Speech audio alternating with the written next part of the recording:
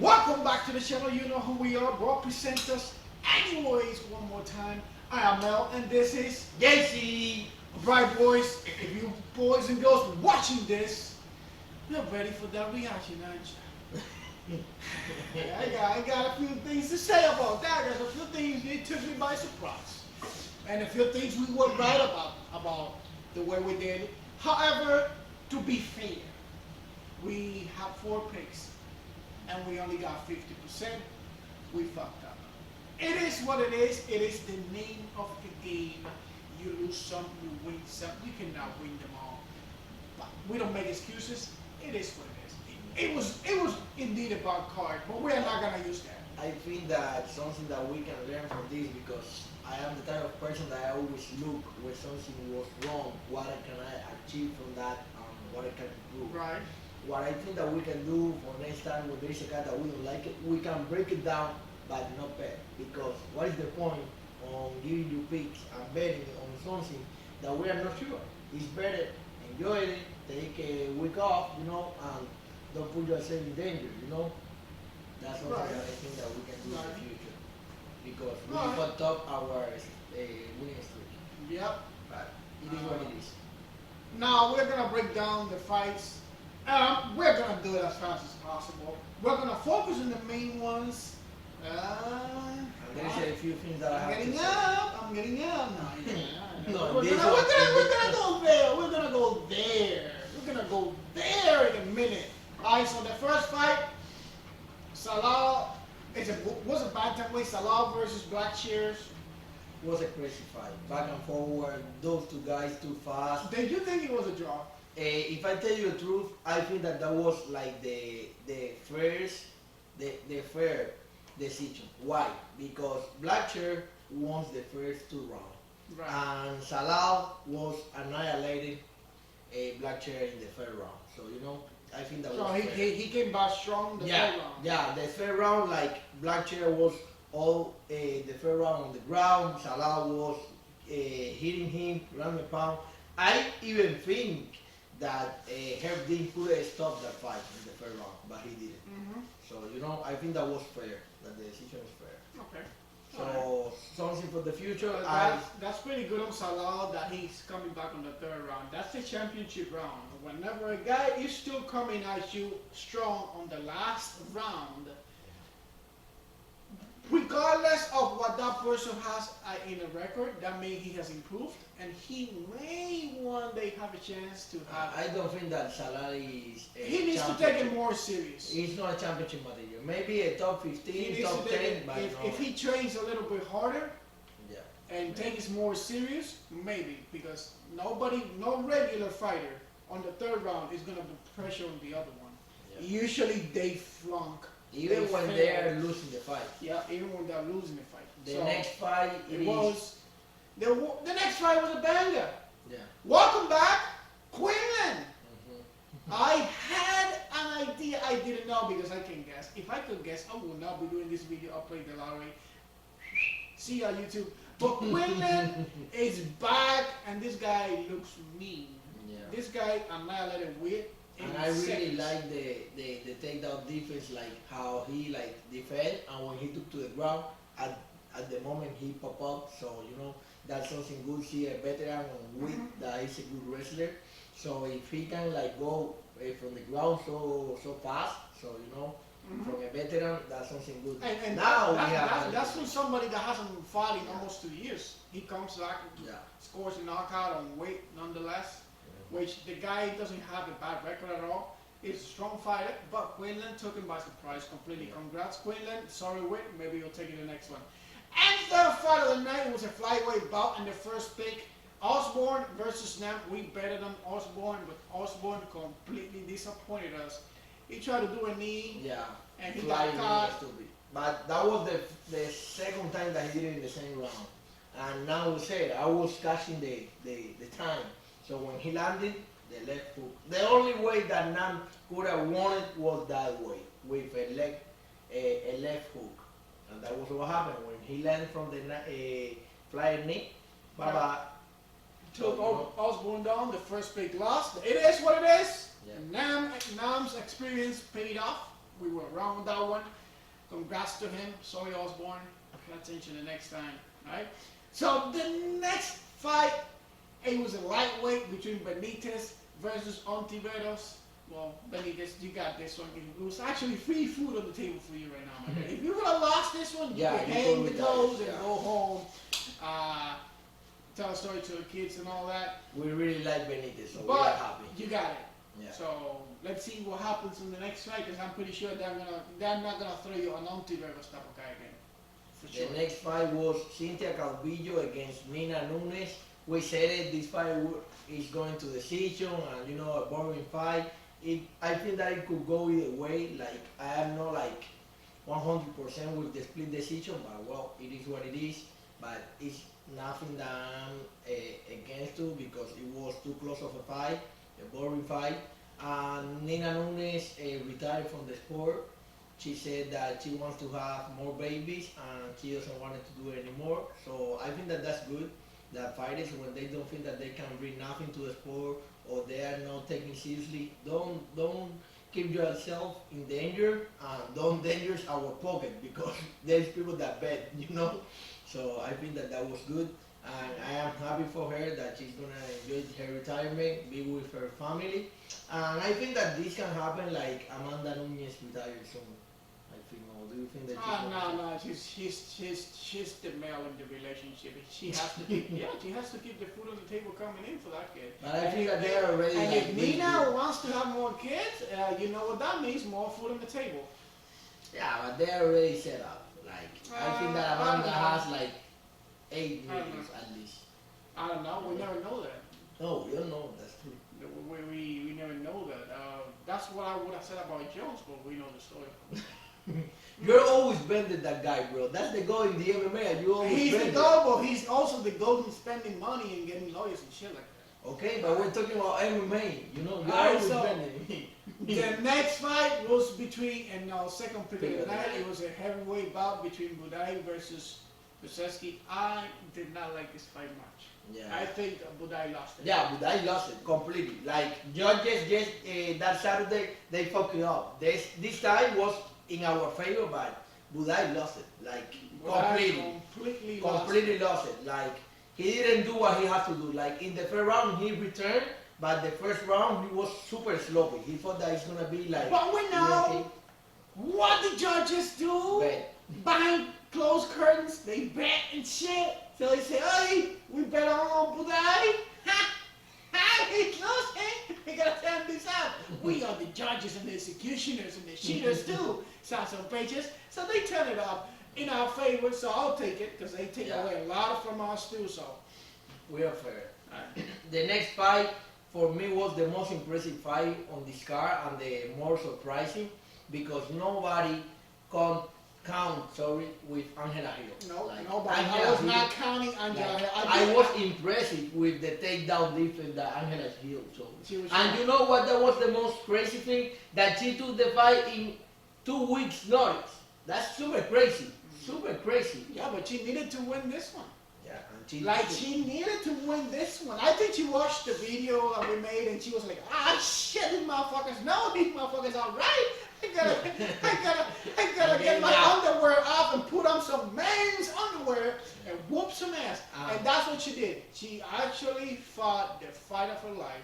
You get to keep your job for one more day. So and another thing that I have to say, Lupe Godinez didn't show fight IQ. Like, she wrestled, but not the most that she has to.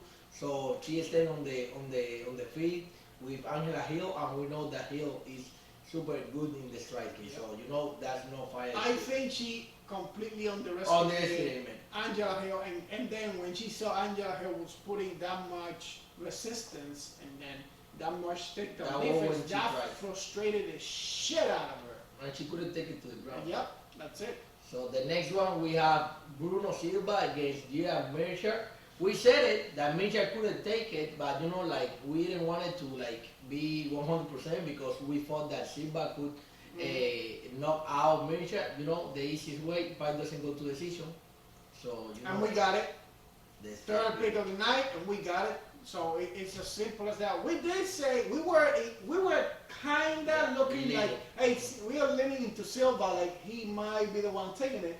But then I remember how things have played out before when we have bet against any in the favor of Bishop, and I tell you, I say, listen, this guy is a little bit tricksy, and when he really wants to mess you up, he messes you up. So let's just do this your way, and then find a way where we can find some common ground, and at least minimize our losses, and win big, and that's what we did. So pretty much this fight saved our pockets. Yeah.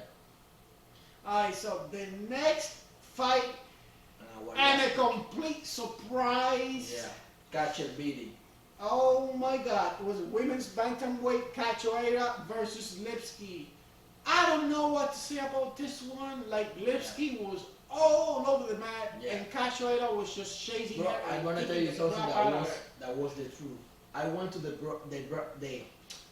bathroom, and when I come back to the TV, when I came back, it was over. Yeah, I said, what the fuck? Yeah, it was so quick. Like I went to the bathroom, and when I returned, the fight was over. I thought that Lipski won it, and when I saw Cacho beating, it's hilarious. Fuck. My goodness. Yeah, was like in a minute. It was so quick, crazy. It was so quick. This girl, from the moment this guy said, "Are you ready? Are you ready? Let's get on." Yeah. Cachoeira just went like a straight bullet for Lipski, and she did not leave this lady alone. That's what I would like to see in any fight, whether female or male. If you go straight like a bullet, and you know, because she actually used some IQ there. She actually used some IQ, but it was so damn fucking quick. She capitalized on Lipski's errors quick as hell. She went like a shark behind the blood. Yep.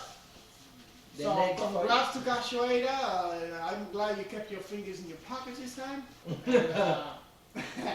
And, the next fight, it was Clark versus the light heavyweight bout versus Mushakanov.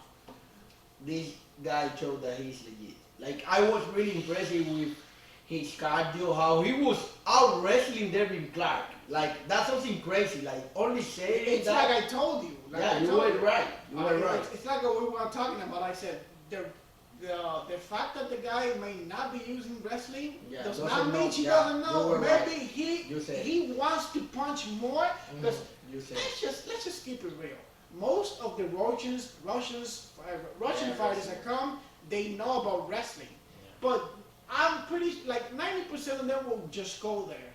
But I'm pretty sure there's that like that 10% outside from that know wrestling, but they like to knock out their opponent, and they don't like doing the wrestling thing unless it's necessary for takedown defense and to take down another wrestler. And this is exactly what this guy did.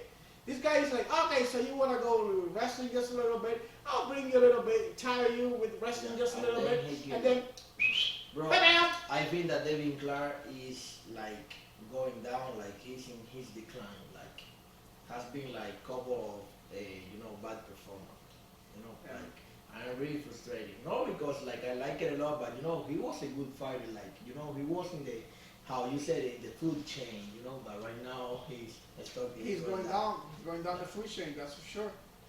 That's for sure. So the next fight was a women's strawweight between Jauregui versus Lucindo. And to be completely honest, I did not see this shit.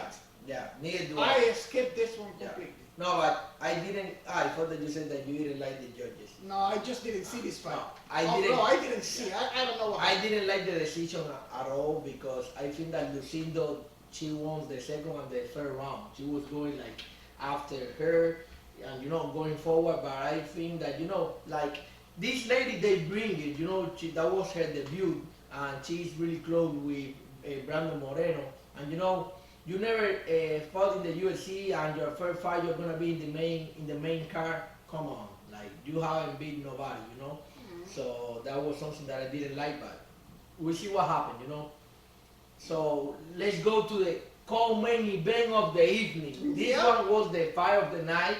Both guys won extra 50K, and they really showed what is this about. The fight was against Nate Landwehr and Davey Onama.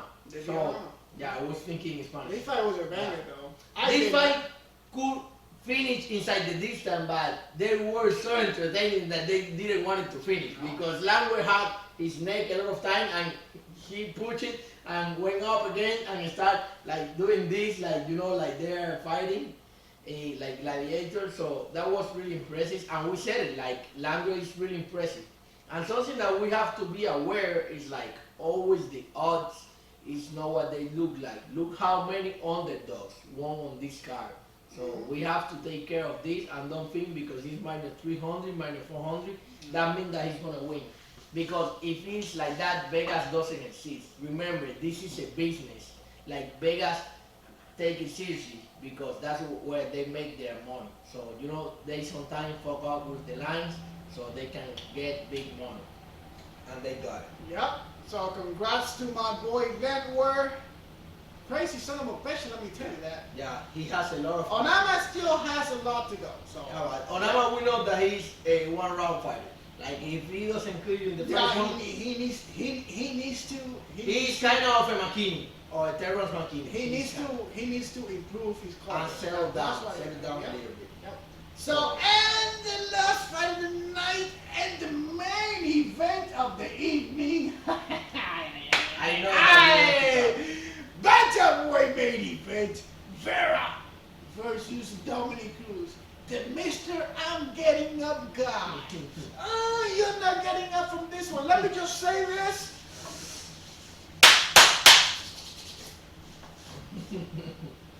How Jordan Peterson must be laughing about this right about now. Hey, listen.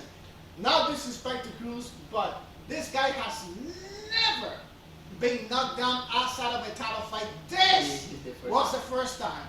That tells you, yeah, he may be a little bit older. His ass.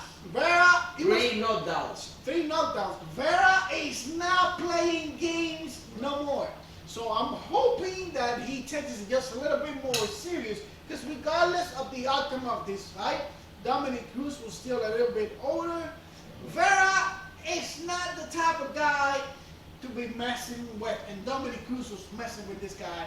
And VERA was capitalizing like, I've never seen this guy. I don't know what's going on when Dominic Cruz goes and fights somebody that, I'm not saying VERA is not a nobody, but like we're starting recognizing VERA when he beat Sean O'Malley a couple of months ago, maybe a year ago. But outside from that, he was not getting the recognition he deserved. And now he's in the top of the food chain. Yeah, now he's getting there. And now, every single time Dominic Cruz faces somebody, he provokes them. This guy, they come in fighting like they are the queen of the crop. I'm not saying VERA isn't, because we know VERA, the last couple of fights, have been showing a lot of improvement. And his tank is fucking crazy. Yeah. Do you know what he said after they interviewed him? Like, he doesn't care if he gets a fight to the title. I'm pretty sure he does care, because everybody wants to be a champion. No, he wants to be a champion, he said.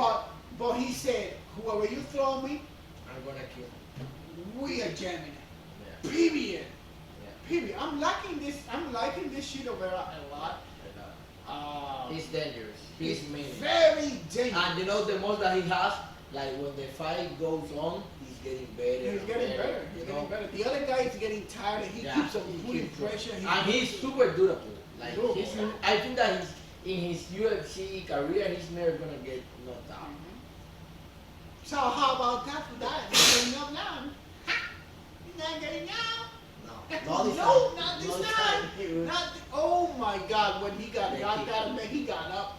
Yeah. I feel bad for the guy because nobody likes to get knocked out. But he was like, he didn't know what happened. He just didn't know what happened. Yeah. He was like, what the fuck? Yeah. What am I fighting? He was like, no, dude, you're really fighting. You got knocked out. I don't know why Cejudo hasn't said now. No, he did say the fight was boring, and Cejudo means Cejudo. Like the fight was boring, like whatever, what. So I knew he was gonna say some shit like that. He was not gonna give credit to Chico Vera, because you know how Cejudo is. Anyways, congrats to Chico Vera, and I hope you guys stay healthy and stay in the sport for a little bit longer. We enjoy watching you when you were they were both fighting very equally at certain rounds, but then you can see Chito Vera, the longer like Jesse said, the longer the rounds were going, he kept on coming to Dominic Cruz. I'm like, holy shit! Yes, sir.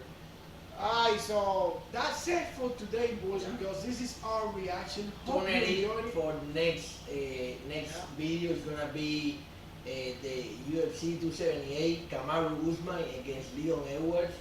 Now I can tell you, be putting bets on Usman because the line is going up. I got it at minus 350. Right now he's minus 400. I already beat by $50 the line, so it might always gonna keep moving. Yeah. And you know that we're going with vengeance because when we fucked up a wave, we create a new one. You know, and what is better?